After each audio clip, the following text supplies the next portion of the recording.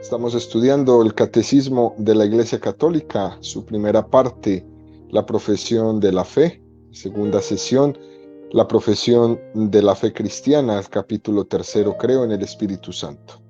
Artículo 8, creo en el Espíritu Santo. El Catecismo tiene un tercer apartado dentro de este artículo, donde va a dedicar 4 números, del número 717 al 720, para explicar y profundizar el tema del Espíritu de Cristo en la plenitud de los tiempos, ¿no? Después de haber hablado ayer o esta semana de cómo el Espíritu estaba presente en el tiempo de las promesas en el Antiguo Testamento, ahora el Catecismo nos quiere llevar de la mano para mostrarnos, ¿no? Para hablarnos que ese Espíritu de Jesucristo en la plenitud de los tiempos se hace real, ¿no? Y antes de hablar de la presencia del Espíritu Santo en Jesucristo y en María, el Catecismo nos habla de la presencia del Espíritu Santo en Juan el Bautista, ¿no? Número 717. Hubo un hombre enviado por Dios que se llamaba Juan. Juan fue lleno del Espíritu Santo ya desde el seno de su madre. Por obra del mismo Cristo, que la Virgen María acababa de concebir en el Espíritu Santo. La visitación de María a Isabel se convirtió así en visita de Dios a su pueblo. Vemos aquí en este número 717 cómo el Catecismo ha puesto la insistencia en esa similitud en la concepción, Juan precursor y Jesucristo Salvador. Nos remite al Evangelio de San Lucas, capítulo 1, 15, 41, ¿no? Porque será grande ante el Señor, no beberá vino ni licor, estará lleno de Espíritu Santo ya desde el seno de su madre. Y sucedió, en cuanto oyó Isabel el saludo de María, saltó de gozo el niño en su seno, e Isabel quedó llena del Espíritu Santo. Se nos quiere subrayar aquí, ¿no?, que la llegada al mundo del precursor de Jesucristo fue también una obra del Espíritu Santo. Ciertamente no se trata de una concepción virginal, la concepción de Juan el Bautista, pero el Señor quiso que la llegada al mundo de Juan el Bautista fuera un signo que manifestara que era un don de Dios. El hecho de que su madre fuera estéril, además de edad avanzada, es también obra del Espíritu Santo. Así como sucedió con Sara, la esposa de Abraham. Los dones del Espíritu superan la carne.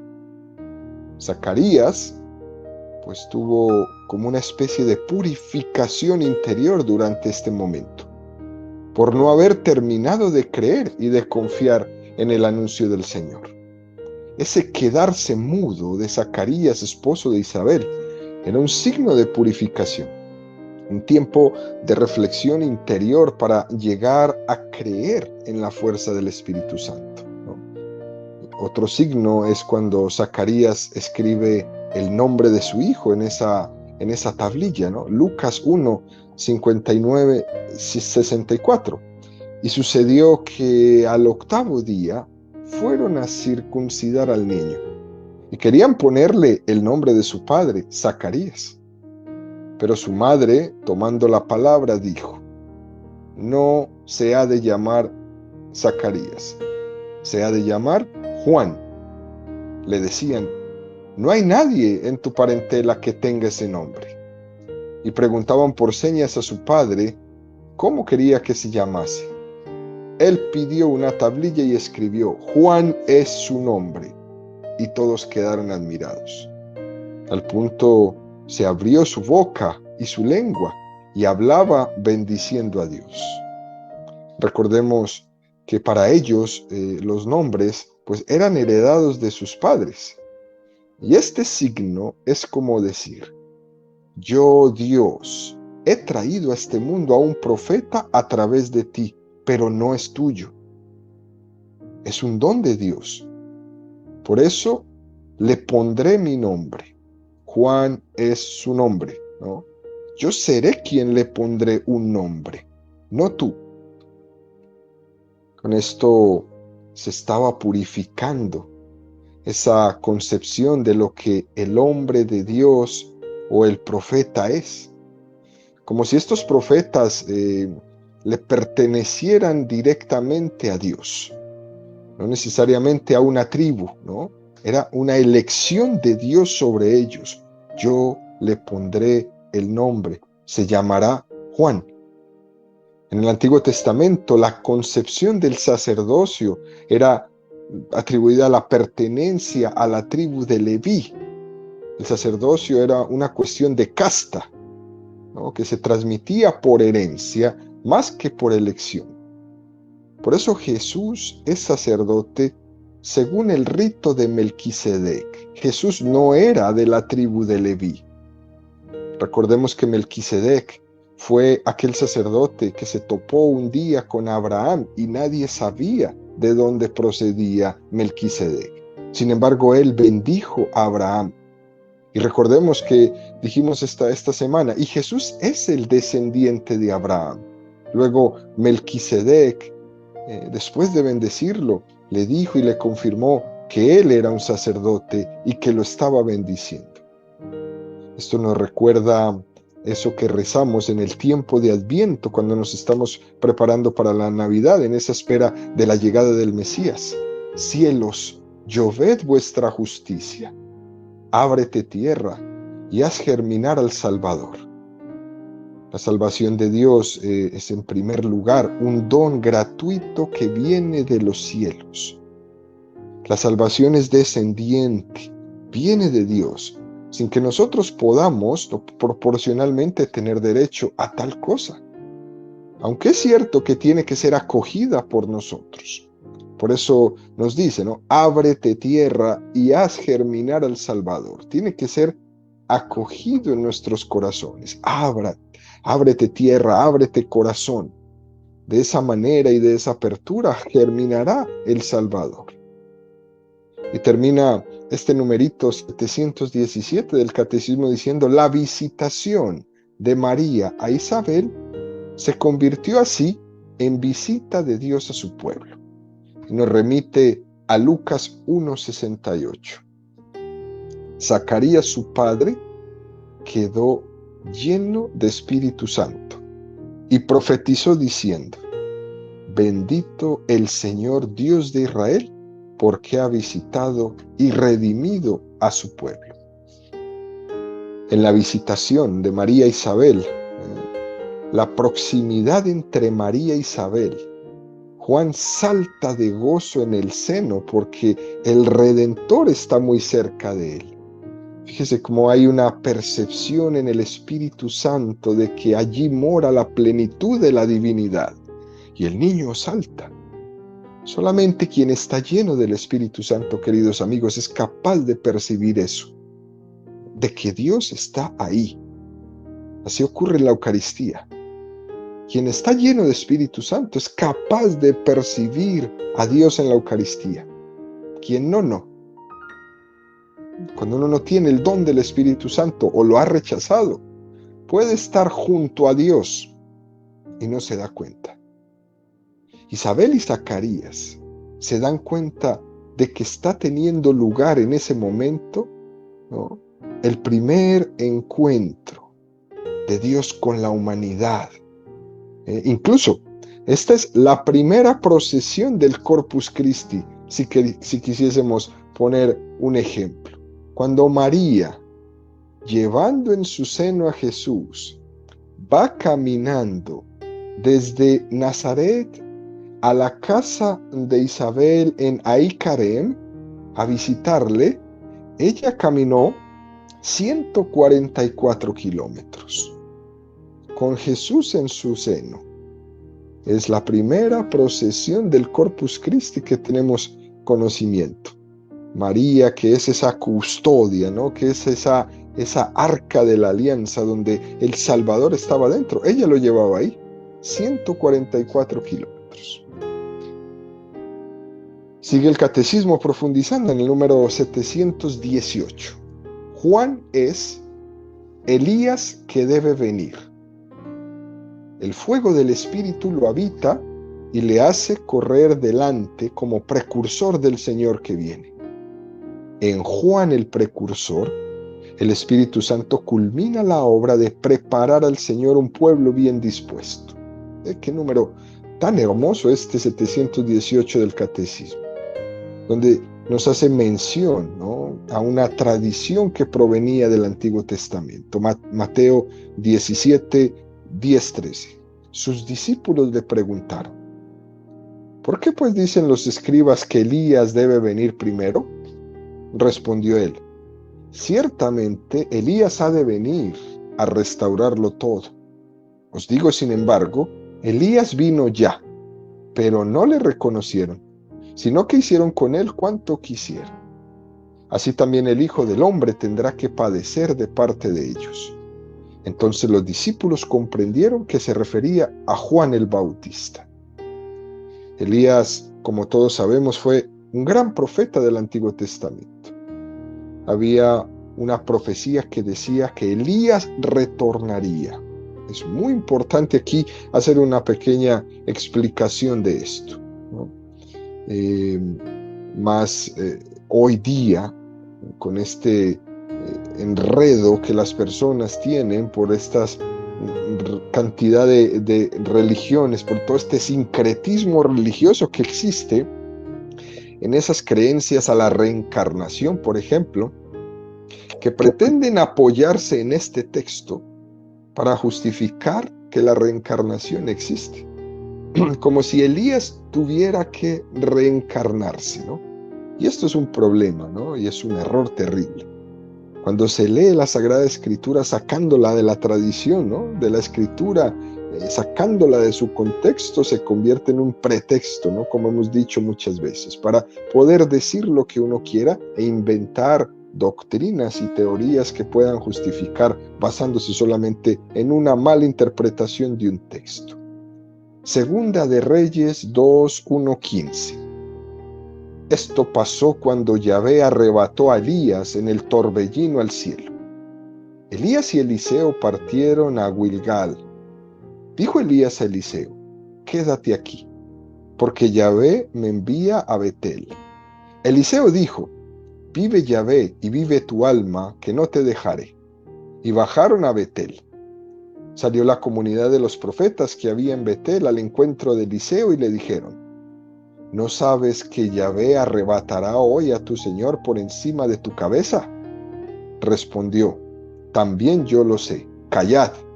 Elías dijo a Eliseo: quédate aquí, porque Yahvé me envía a Jericó. Pero él respondió: vive Yahvé y vive tu alma, que no te dejaré. Y siguieron hacia Jericó. Se acercó a Eliseo la comunidad de los profetas que había en Jericó y le dijeron: ¿no sabes que Yahvé arrebatará hoy a tu Señor por encima de tu cabeza? Respondió: también yo lo sé, callad. Le dijo Elías: quédate aquí, porque Yahvé me envía al Jordán. Respondió: vive Yahvé y vive tu alma, que no te dejaré. Y fueron los dos. 50 hombres de la comunidad de los profetas vinieron y se quedaron enfrente a cierta distancia. Ellos dos se detuvieron junto al Jordán. Tomó Elías su mano, lo enrolló y golpeó las aguas, que se dividieron de un lado a otro, y pasaron ambos a pie enjuto. Cuando hubieron pasado, dijo Elías a Eliseo: pídeme lo que quieras que haga por ti antes de ser arrebatado de tu lado. Dijo Eliseo: que tenga 2 partes de tu espíritu. Le dijo: pides una cosa difícil. Si alcanzas a verme cuando sea llevado de tu lado, lo tendrás. Si no, no lo tendrás. Iban caminando mientras hablaban, cuando un carro de fuego con caballos de fuego se interpuso entre ellos, y Elías subió al cielo en un torbellino. Eliseo le veía y clamaba: Padre mío, carro y caballos de Israel. auriga suyo, y no le vio más. Asió su vestido y los desgarró en dos. Tomó el manto que se le había caído a Elías y se volvió, parándose en la orilla del Jordán. Tomó el manto de Elías y golpeó las aguas diciendo: ¿Dónde está Yahvé, el Dios de Elías? Golpeó las aguas, que se dividieron de un lado y de otro, y pasó Eliseo. Habiéndole visto la comunidad de los profetas que estaban enfrente, dijeron: el espíritu de Elías reposa sobre Eliseo. Fueron a su encuentro y se postraron ante él en tierra. Cuando Jesús dice: Elías ha venido ya, el versículo donde Eliseo hace esa petición, que tenga dos partes de tu espíritu. En la tradición bíblica de San Jerónimo, esas dos partes significarían doble pertenencia a la herencia paterna, ¿no? Esa doble pertenencia que recibía el hijo mayor. Eliseo pide ser como el primer heredero espiritual de Elías. De hecho, se habla de que había otros 50 discípulos de Elías y Eliseo. Él pide ser el primogénito espiritual. En cualquier caso, lo que está fuera de todo género de dudas es que esto está totalmente ajeno al tema de la reencarnación. No es que ellos se hayan reencarnado, ¿no? Lo que pidió él fue ser el primogénito espiritual. Se está hablando de este ser primogénito, de ser herederos espirituales de Elías, de que el Espíritu de Dios que habita en Elías, que le hace un profeta valiente, que le hace un testigo del Señor, ese mismo Espíritu se le pide que ilumine también a los hijos espirituales de Elías. De la misma manera que Eliseo fue aceptado como el discípulo predilecto de Elías, existía la tradición de que esa fuerza del profeta vendrá, ¿no? Que el Espíritu Santo iluminaría a otro profeta de una manera igual de fuerte. Esta profecía se cumplió. Jesús lo dice: volvió Elías de nuevo y no lo visteis. Entonces los discípulos comprendieron que se refería a Juan el Bautista. Estamos hablando de que la mejor de la tradición de los profetas confluye en Juan el Bautista. Juan el Bautista es el último de los profetas. Por eso cuando nosotros hoy escuchamos tantos hombres por ahí que salen diciendo que ellos son profetas, la verdad yo no sé quién los nombró así, ¿eh? La verdad no sé si es que haya que hacer un curso para ser profeta, pagarle a alguien para que me haga profeta, yo no sé cómo sería este asunto, pero el último de los profetas de la Sagrada Escritura fue Juan el Bautista, tal y como dice este punto del catecismo. En Juan, el precursor, el Espíritu Santo culmina la obra de prepararle al Señor un pueblo bien dispuesto. Lucas 1:17, ¿no? E irá delante de él con el espíritu y el poder de Elías, para hacer volver los corazones de los padres a los hijos y a los rebeldes a la prudencia de los justos, para preparar al Señor un pueblo bien dispuesto. Preparar un corazón bien dispuesto no es una tarea fácil, ¿no? Para que el Mesías sea bien acogido, no es una tarea fácil. Eso es lo que tenemos que hacer todos nosotros los catequistas.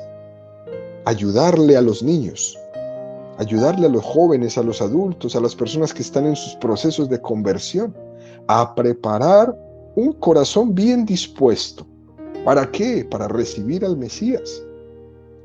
Siempre tenemos esa tendencia continua a disiparnos, ¿no? A poner atención en otros lugares, a dejarnos llevar de toda distracción que nos desvía de lo central. Y Juan el Bautista da ese testimonio recio de lo que es preparar un corazón bien dispuesto, recio en su pobreza, recio en su estilo de vida, recio en sus ideales, para que los corazones se centren en lo esencial y no nos estemos yendo por las ramas, dispersándonos en todo, para que no estemos como las mariposas, ¿no? Subiendo y bajando, poniendo nuestra atención en aquello que me aleja de lo que es verdaderamente importante, que es acoger al Mesías en mi vida. Continúa el catecismo con el número 719 diciendo: Juan es más que un profeta. En él el Espíritu Santo consuma el hablar por los profetas. Juan termina el ciclo de los profetas inaugurado por Elías. Y nos refiere a Mateo 11, 12, 15. Desde los días de Juan el Bautista hasta ahora, el reino de los cielos sufre violencia, y los violentos lo arrebatan. Pues todos los profetas, lo mismo que la ley, hasta Juan profetizaron. Y si queréis admitirlo, él es Elías, el que iba a venir. El que tenga oídos, que oiga. Y el catecismo continúa diciendo: anuncia la inminencia de la consolación de Israel. Es la voz del Consolador que llega. Y nos hace también referencia a Juan 1, 19, 23. Y este fue el testimonio de Juan, cuando los judíos enviaron donde él desde Jerusalén sacerdotes y levitas a preguntarle: ¿quién eres tú? Él confesó y no negó. Confesó: yo no soy el Cristo. Y le preguntaron: ¿qué pues?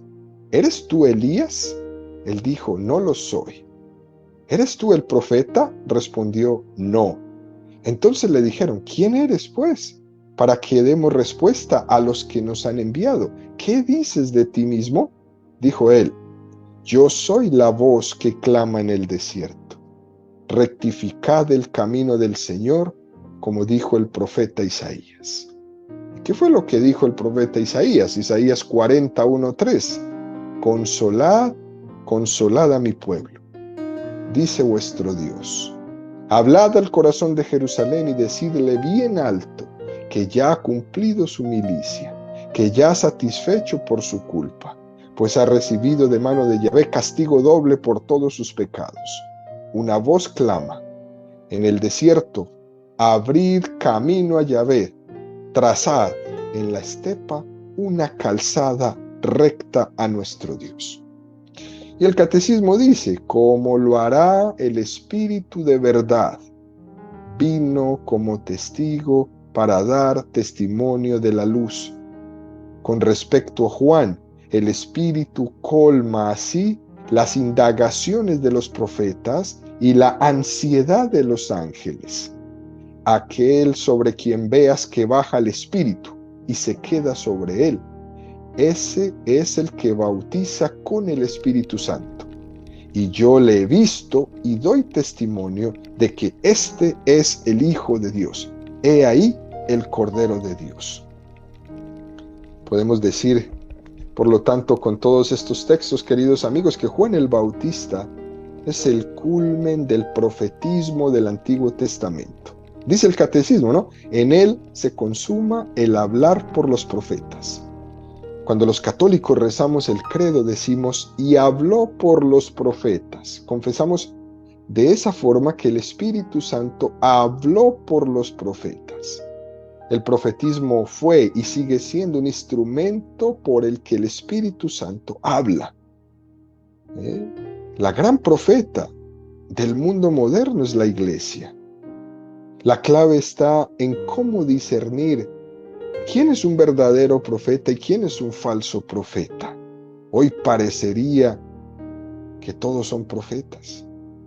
¿Cuántos falsos profetas en nuestros ojos? Una pista para discernir nos las da el mismo Juan el Bautista. Solamente el que está lleno del Espíritu Santo es capaz de señalar al que está lleno del Espíritu Santo. Solamente ese lugar donde reside el Espíritu Santo, que es la iglesia, es la única capaz de enseñarnos con veracidad aquel que está lleno del Espíritu Santo. Por eso Juan Bautista, que está lleno de este Espíritu, señaló en medio del río Jordán y dijo: este es el Cordero de Dios. Si Juan no hubiese estado lleno del Espíritu Santo, no hubiera podido haber dicho estas palabras. Este es el Cordero de Dios. Una de las tareas que tiene que ejercer la iglesia hoy, en este mundo tan complicado, es la de discernir dónde está el Espíritu Santo y dónde no está. De enseñarnos y de orientarnos qué es de Dios y qué no es de Dios en medio de un mundo que nos presenta como si todo fuese Dios.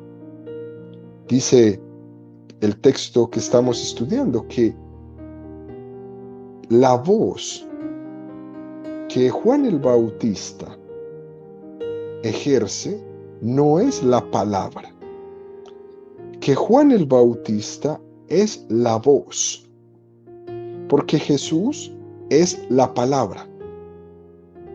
Y San Agustín desarrolla esto en uno de sus sermones. Dice San Agustín: yo soy la voz que clama en el desierto. Juan era la voz, pero el Señor era la palabra, que al principio ya existía.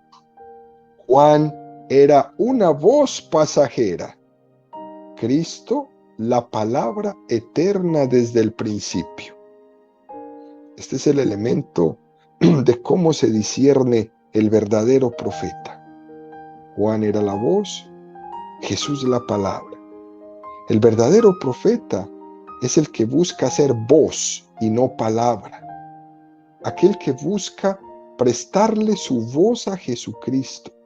Pero él no interfiere con sus palabras. Él no interfiere con sus ideologías personales al mensaje de Jesucristo. Y eso es donde se falla hoy día.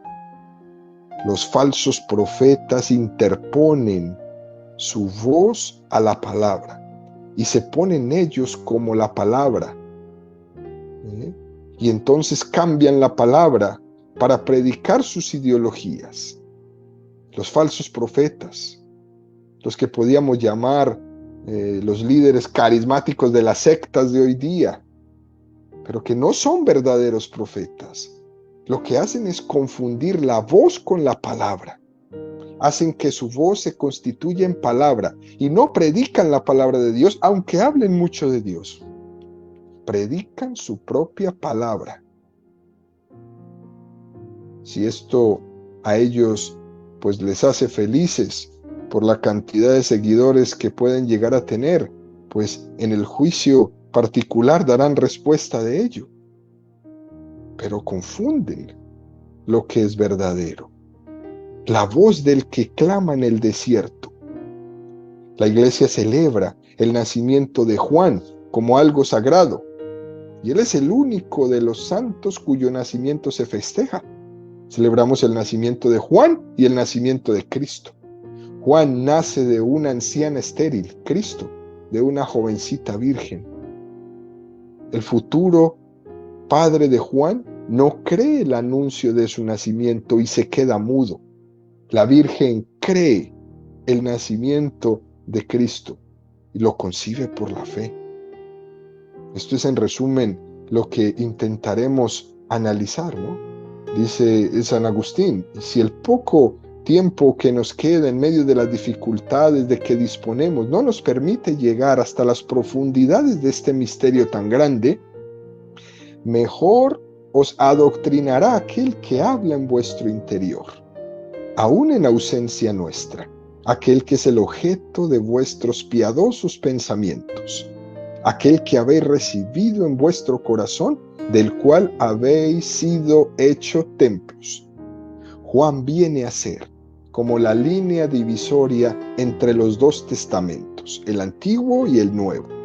Así lo atestigua el mismo Señor cuando dice: la ley y los profetas llegan hasta Juan. Por tanto, él es como la personificación de lo antiguo y el anuncio de lo nuevo. El último de los profetas, el primero de los discípulos. porque personifica lo antiguo. Nace de padres ancianos porque personifica lo nuevo. Es declarado profeta en el seno de su madre. Aún no ha nacido, y al venir la Virgen María salta de gozo en las entrañas de su madre. Cuando ella queda ya señalada su misión, aún antes de nacer, queda demostrado de quién es precursor, antes que humanamente lo pudiese ver.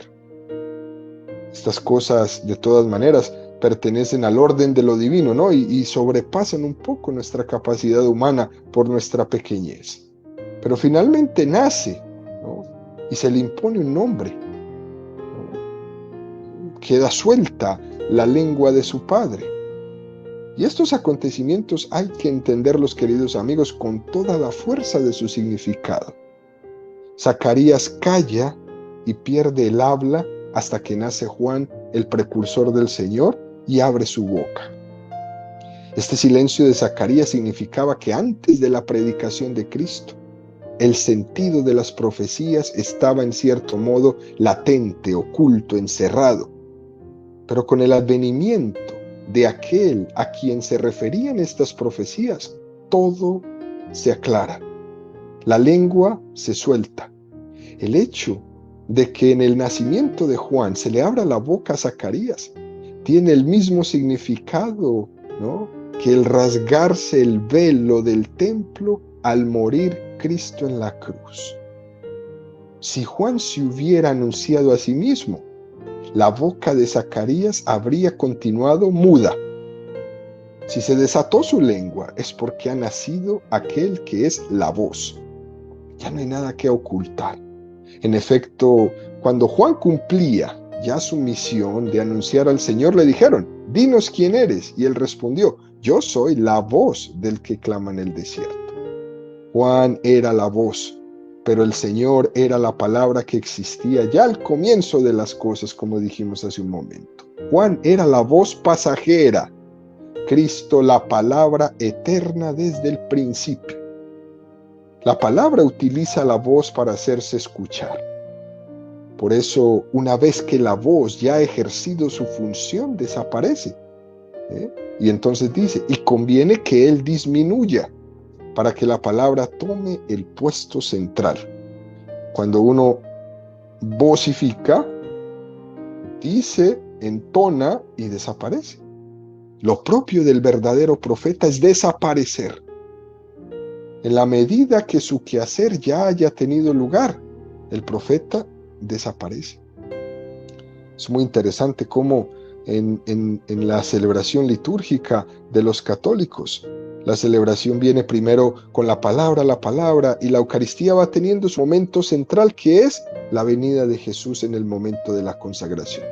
Si ustedes se fijan, todo está como alrededor del altar, pero todas esas cosas, todas esas liturgias que vamos celebrando, van quedando fuera, van quedando en segundo lugar cuando Jesús viene al altar, y todo se convierte en el centro ahí en ese altar.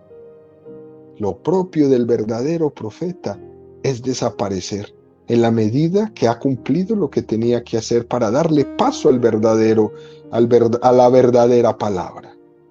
Esta iluminación nos sirve hoy, queridos amigos, para entender esa vocación de Dios que continúa entre nosotros.